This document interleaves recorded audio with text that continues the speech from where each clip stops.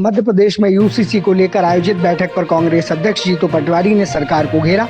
उन्होंने कहा कि सरकार पहले बताए कि गुजरात, उत्तराखंड और असम में यूसीसी लागू होने से क्या लाभ हुए। पटवारी ने कहा कि मध्य प्रदेश में बड़ी आदिवासी आबादी है, इसलिए यूसीसी उनकी परंपराओं और अधिकारों को प्रभावित कर सकता है।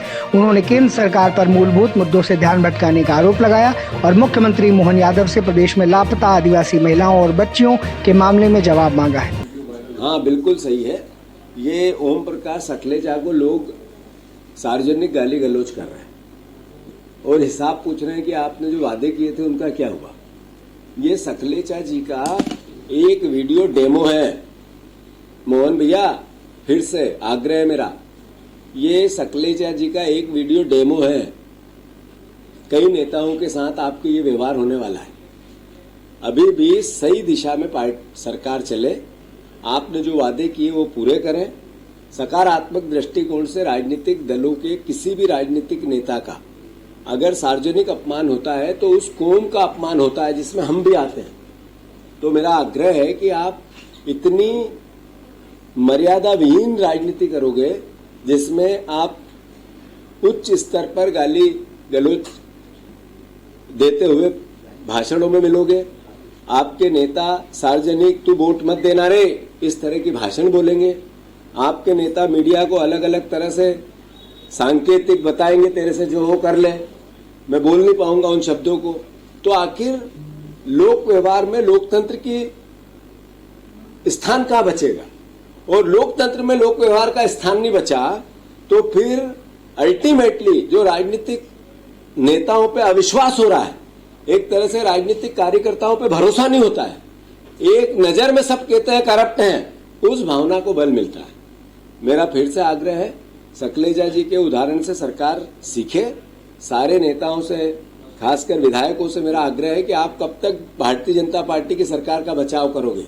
सबके साथ ऐसा होने वाला है, जनता पकड़ पकड़ के आपसे पूछेगी ये क्यों नहीं हुआ, क्या हुआ 2700 के गेहूं का, क्या हुआ 3100 के धान का, क्या हुआ 6000 की सोयाबीन का, क्यों खाद नहीं है, क्यों बिजली नहीं है, क्या हुआ? आप ये महंगाई अद्भुत अकल्पनीय हो रही है। मोदी ने तो कहा था बहुत हुई महंगाई की मार, अब की बार मोदी सरकार।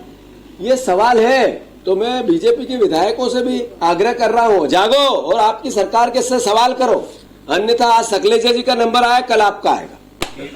यूसीसी से पहले, मध्य प्रदेश से पहले गुजरात में, उत्तराखंड में और आसाम में हुआ है।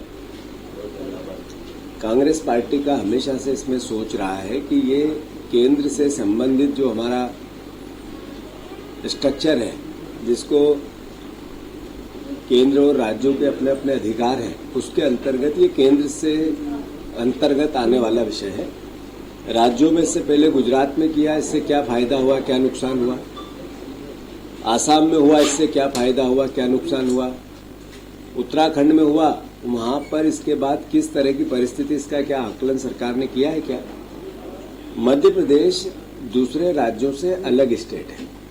मध्य प्रदेश में लगभग 1,60,00,000 आदिवासी परिवार के लोग यहाँ एक तरह से स्थानीय निवासी हैं, मूल निवासी हैं। उनके अपनी संस्कृति है, उनका अपना संस्कार है, उनकी अपनी परंपराएं हैं, उनकी अपनी सभ्यता है। मैं मानता हूं कि क्या ये यूसीसी से उन आदिवासियों के हितों के साथ हम कुठाराघात तो नहीं कर रहे हैं? ये सवाल तो बनता है। आप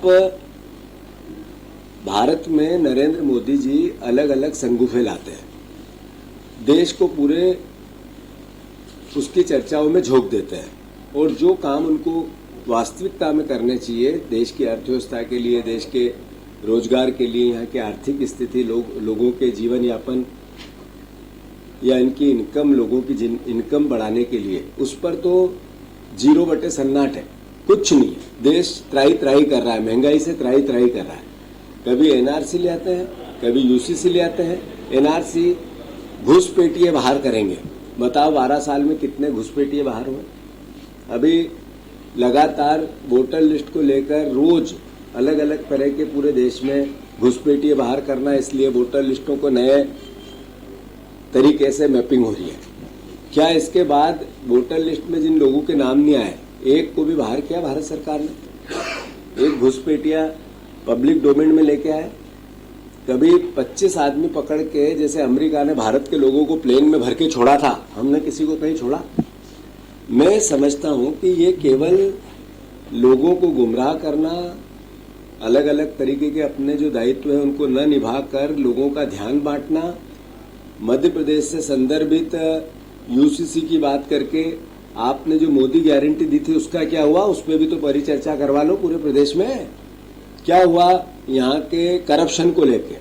आप मोहन यादव जी आज यहाँ के गृह मंत्री हैं, ये यूसीसी तो लेके आएंगे, पर उन आदिवासी बहनों का जिनके साथ 2,61,000 के आसपास गायब हो गई पिछले 5-7 साल में, उनका पता ही नहीं है कहाँ गई, वो कहाँ बेच दी गई, कहाँ पे उनका अलग अलग तरीके से शोषण हो रहा है, किस स्थिति में। 2,61,000 बहनें छोटी संख्या है, तो इसके सवाल का उत्तर कौन देगा भैया? ये आदिवासियों की बेटियां हैं, आदिवासियों के अपने संस्कार है, अपनी परंपराएं हैं, क्या यूसीसी में उनकी रक्षा कर पाओगे आप? जब कॉमन मिनिमम के भाषण देते हो तो फिर कॉमन मिनिमम के आर्थिक रोजगार के संस्थान क्यों नहीं बनाते? एक तरफ 80%, 90% लोग गरीबी रेखा से नीचे आ गए और 10% लोग करोड़पति, अरबपति, खरबपति, मिलियंसपति बन रहे हैं। इसका कौन दायित्व करेगा? इसमें आप क्यों नहीं एक जैसा, एक देश एक कानून क्यों नहीं बनाना चाहते? मतलब अल्टीमेटली देश को दूसरी राह पे ले जाना है, जिससे लोग अपने जीवन के, अपने रोजमर्रा की जिंदगी के आने वाले सवालों को नहीं पूछे, इनके भ्रष्टाचार को नहीं पूछे, इनकी व्यवस्थाओं को नहीं पूछे, इनके दायित्व के निर्वाह की एक तरह से जवाबदेही इनसे मांगे नहीं, उसके लिए इस तरह के संगूफे छोड़ते हैं। हमारा स्टैंड क्लियर है, इसमें केंद्र के जुडिक्शन का कॉमन मिनिमम प्रोग्राम का हिस्सा है। संसद में इसको लेकर कई बार बहस हुई है, उसको लेकर कानून बनाने की बातें हुई है, इनके मैनिफेस्टो में था। तो ये केंद्र से आने वाली प्रक्रिया का हिस्सा है, न कि राज्य का। ये राज्य में करना लोगों को गुमराह करने की कोशिश है। राजनीति हो या क्रिकेट, देश विदेश की ब्रेकिंग हो या आपके मोहल्ले की बड़ी खबर, सब मिलेगा एक ही ऐप में, सबसे तेज और भरोसेमंद। अभी डाउनलोड करें दैनिक भास्कर डिजिटल।